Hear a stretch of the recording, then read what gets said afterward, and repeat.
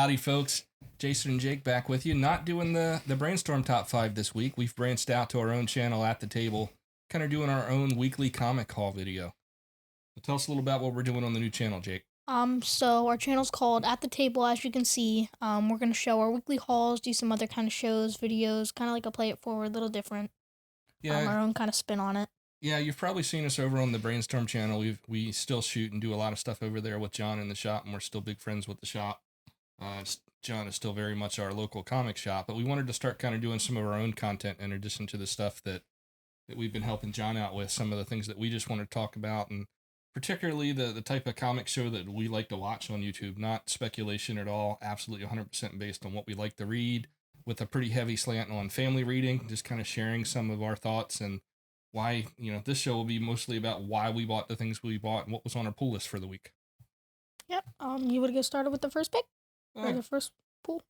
No, let's leave it to you. Okay. I am going to pull my favorite. It's a pretty big week for us. There was a lot of good indie stuff, a lot of good Marvel and DC. It was a light week for variants, though, to be honest. We picked up one.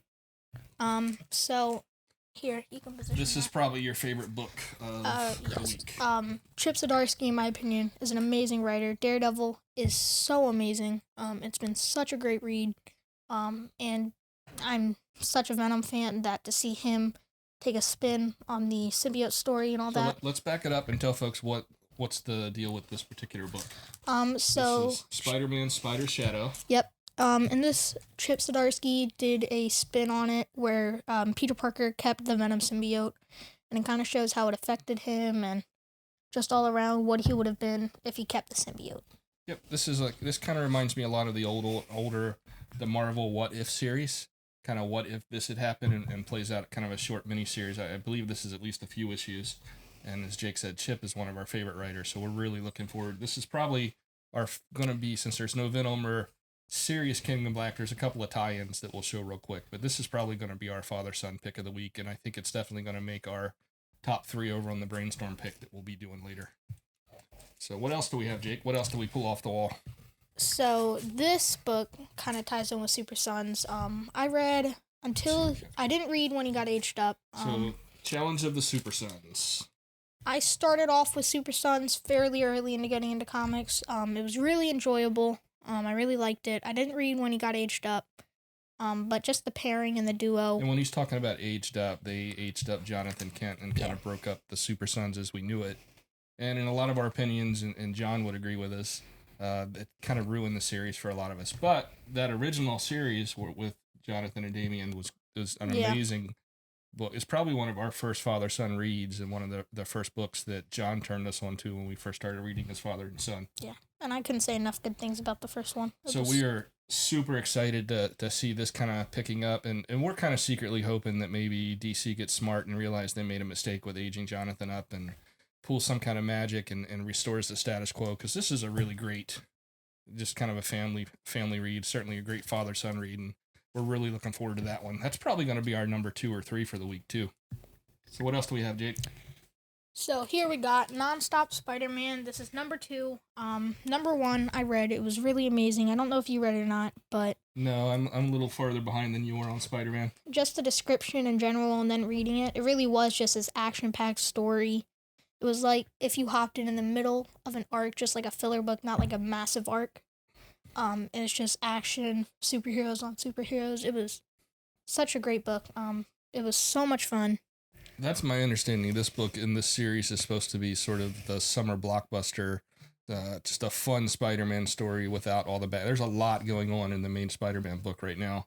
A lot of baggage, a lot of backstory, and this is just kind of a fun Spider-Man adventure to jump into. So I suspect that may very well. It's going to be a toss-up between this and I think what's next for our number 3 pick. Yeah. So next up is Thor number 14. Donny Cates, my favorite writer by far.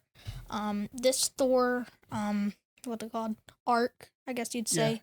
Yeah. It has been really amazing with what's his name? Donald Blake. Yeah. And just all the action, Odin showing up. It's been such an amazing read, and I would definitely read through it again. It was really amazing, and I think this is the final part in that kind of arc. Yeah, absolutely. It set up the final showdown without going into too many spoilers, Thor kind of started to find his way back to the fight, and that's where we left it with the last issue. So I'm expecting a lot of action out of this one, and pretty soon with Venom gone, and we don't know what Donnie's going to be on next. This will be this is how we'll get. I guess there's crossover too, but as far as Marvel goes, this will be how we're getting our Donnie Cates fix for a little bit, I think. So super looking forward to this one, and a shout out to the Beta Ray book that came, Beta Ray. Yeah. That book that spun out of this. I think that came out last week. That was a great read, and that a lot of that spins out of the events of this particular arc. So what else do we have, Jake? We're going to go ahead and show one of our only variants, I think, for the week besides B covers. It was pretty light on variant. We're usually big fans of at least we grab the ones and even the incentive covers for the covers that we like. We catch our eye. We don't really buy them to invest, per se, but if one catches our eye, we certainly snag it. This was probably the only variant cover this week, right? Yeah. And anyone who knows you knows why that this made it in the Jake's pile. The Venom front and center just was a cover that had to go in Jake's Venom collection. So what else do we have? Okay, so next off is Fantastic Four. I know this has been going on for a very long time. And this is a King in Black tie-in, if I'm not mistaken. I feel like that's probably one of the reasons we got it. I feel like I haven't been too caught up on it. I read like anything basically with the King in Black flag.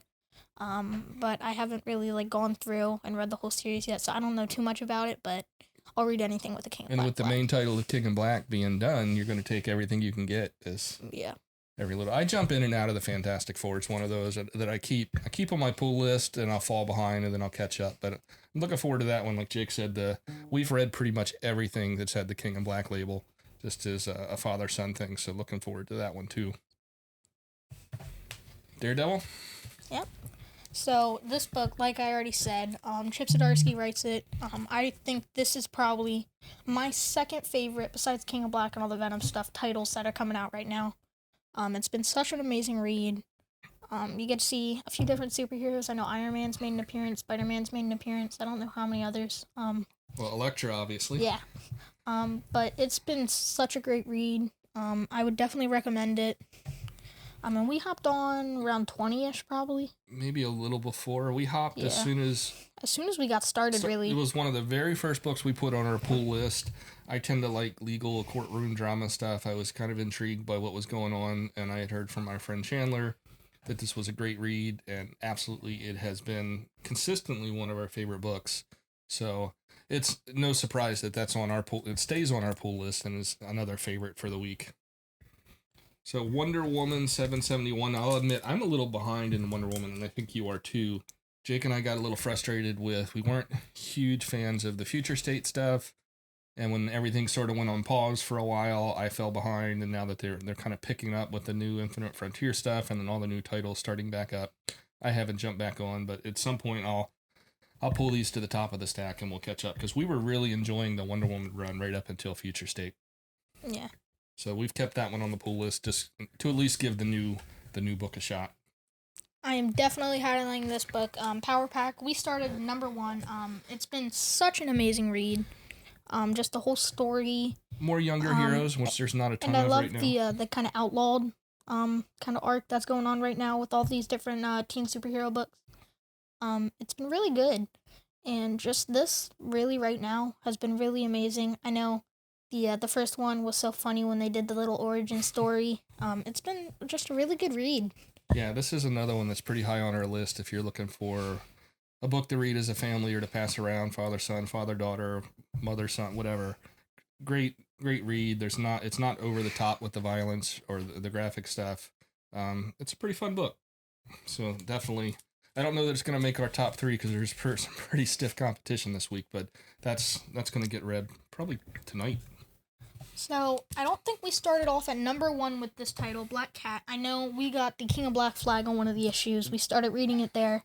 Then it was just being really good, and we kept reading it and really following the surprised story. us. Her whole arc and the going to save Doctor Strange during the part of the King in Black stuff, it was, yeah, she really surprised both of us, and we've stayed on the title ever since. I'm one issue behind, so it's rising to, see a theory. I'm falling behind. I always rag John about it, but I myself am starting to fall behind with normal life. But yeah, Black Cat, number 5, was on our pull list this week.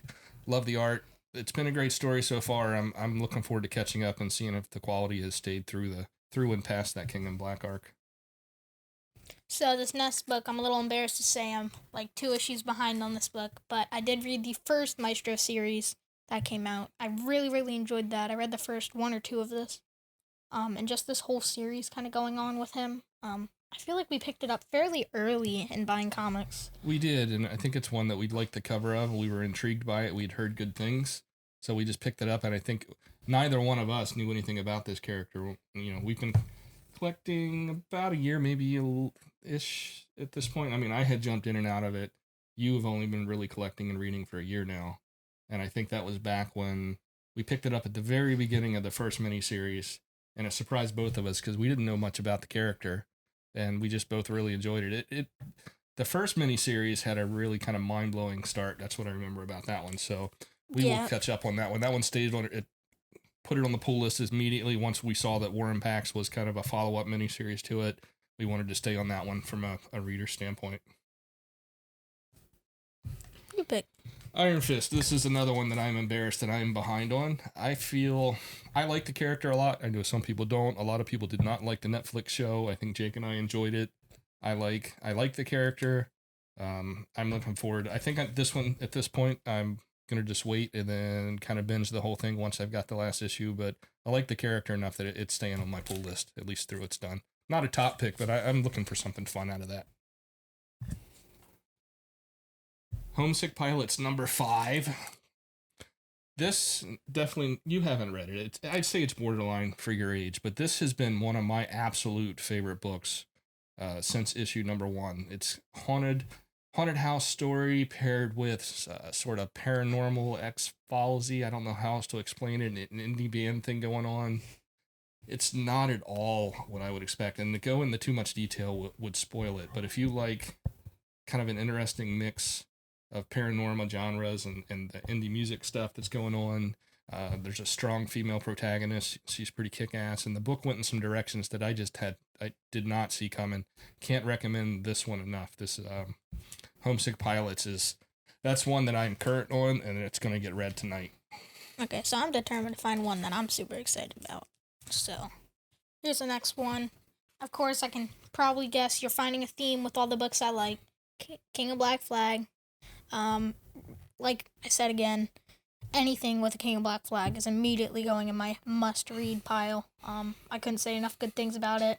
Did you even know anything about Namor when we started reading this? No. No, I feel like he's one of these characters that he's been around forever but never really taken off. They've tried to get it started a bunch of times, but it wasn't interesting. It definitely connected, was kind of far off connected with the King of Black. It even went back sort of into some prequel stuff to set the stage, like well before any of that happened. But it's been a fun read. So I'm looking forward to see what they do, and if this continues on, or if he gets another book after this King of Black stuff wraps up. This has got to be getting close to. This is issue 5. I'm not entirely sure. That may be the last one of that run, but definitely a fun. We don't have too much more. We're gonna be out of King of Black altogether here pretty soon. So Batman Detective. One. It looks like this is a 6-issue miniseries. I grabbed this one just because I was on a huge Batman kick. Still am. I'm a little bit behind. That's kind of the running theme. I keep trying to talk this guy into reading more Batman. I'm having a hard time. I'll get him there at some point. You'll start reading more DC. Me, John, and Chandler will wear you down at some point. Maybe I can get Mickey's help. But yeah, just another Batman book. Number 1. I'm going to give it a try and see. I don't know a whole lot about it, but we're pulling most of the main Batman titles. But that is a Batman book I am excited about. You're giving me all this crap. I don't even know if you've read this first one yet. I did, because it has Chip Zdarksy. Yep. Batman Urban Legends. I'm going to be honest. I probably wouldn't have read this book if Chip Zdarsky's name wasn't on it. But it was a really, really good read, and I would definitely read it again. I'm really excited for book 2. I want to get into more DC stuff, and I'm really excited to read this issue. And this one's fun because it's a series. It's a few stories in there, right? It's not one big story, and there's not a lot of extra. It's just some fun, exactly what it sounds like, Batman Urban Legends. So can't wait to see what Chip has for us in the Batman world. It's fun when we jumped on, and we keep singing his praises. But Stillwater, Jake, you haven't read that one. It's iffy whether that one's age appropriate for Jake or not. But everything that we have read of his, we love. So if it's got his name on it, it's going in the pull list. Dark Hawk. Are you familiar with the Dark Hawk meme online? I know a ton of people are selling their number ones for like, I don't know. More than they're worth. Yeah. So this one was a curiosity buy more than anything else. I don't remember the character, not even a little bit, even though I believe I was buying books when the earlier issues of this was out. But in recent years, it's become an internet meme. If you're watching this, you probably know. Everyone makes a joke about, they've hit their big time collection. They've got their Grail Dark Hawk #1. So I don't know if they had this in the plans before this, or if Marvel's jumping on kind of that hype and doing something with the character. Either way, I'm in it for the curiosity. It's just a one shot, so there's no real investment. So at $5, I'll read it and go from there. Maybe it'll turn out to be cooler than I think, and we'll go back and pick up some of the old stuff, or at least read it online or something. What's next, Jake? Here, it is the Joker #2. Now, I'll admit, I think this is another one that I'm going to wait until I have another issue or two in hand, but John and Chandler have been pretty big on this one. Did you read the first one? No. So... Does this have a King of Black flag?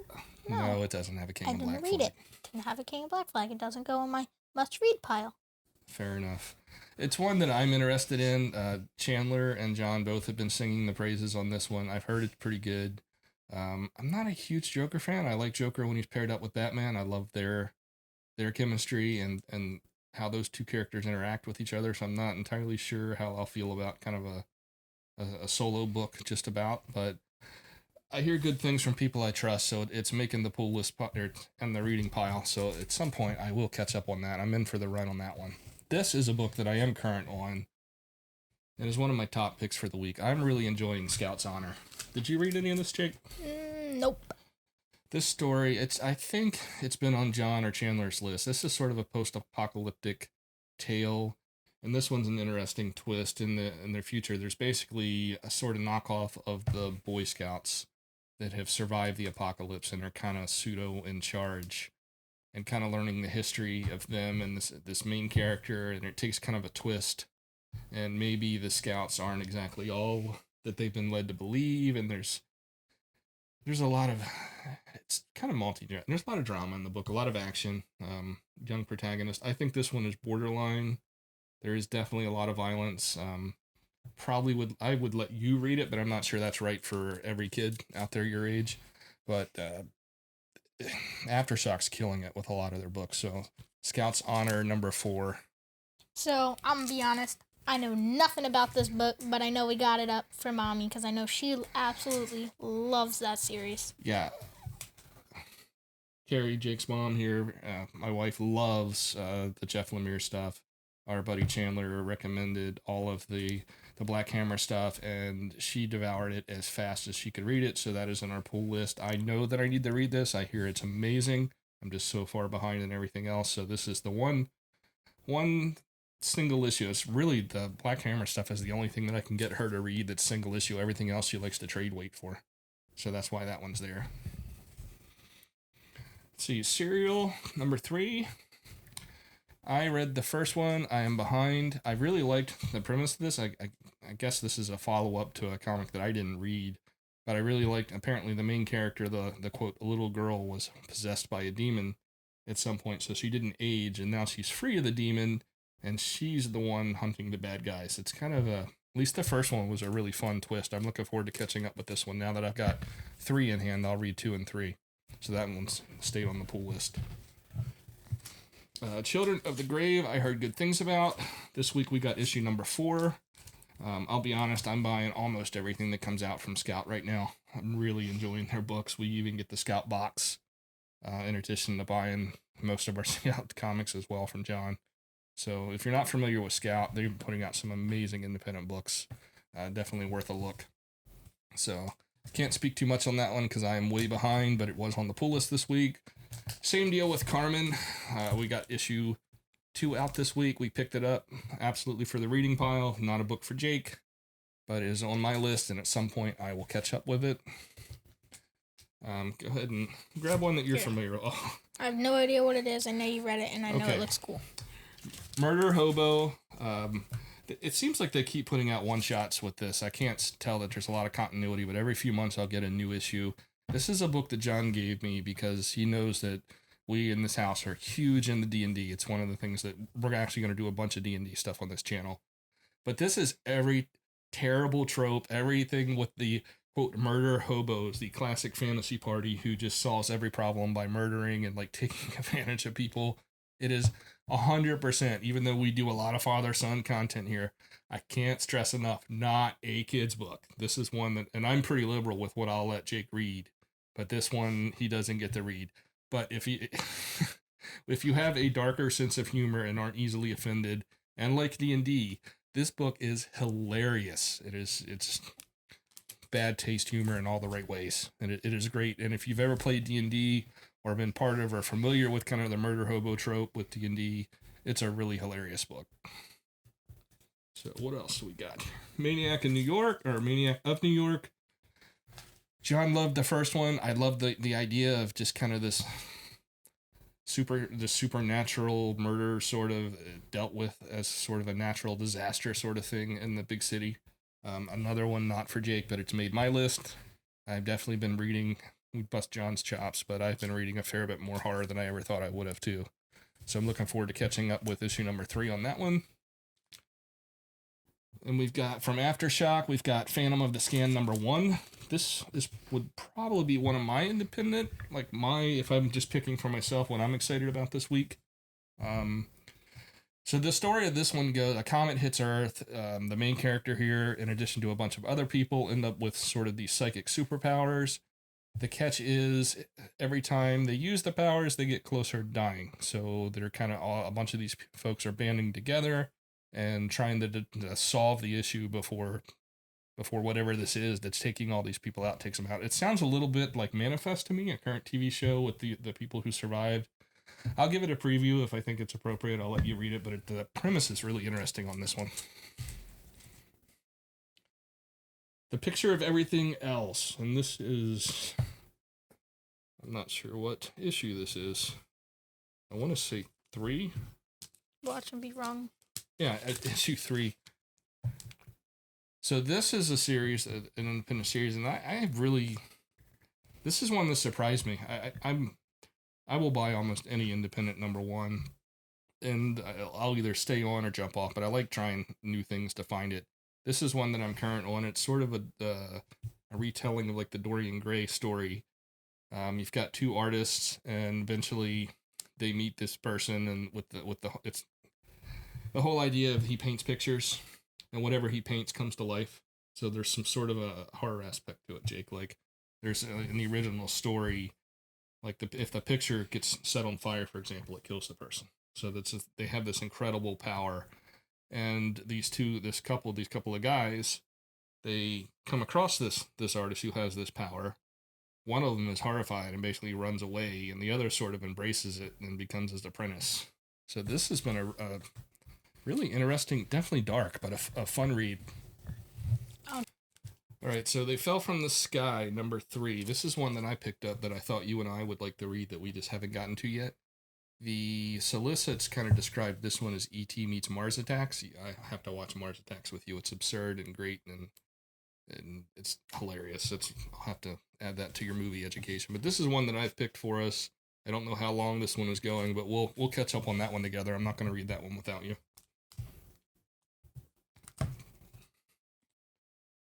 Another Scout Comics, and a number 1 for this week. We've got Locust number 1.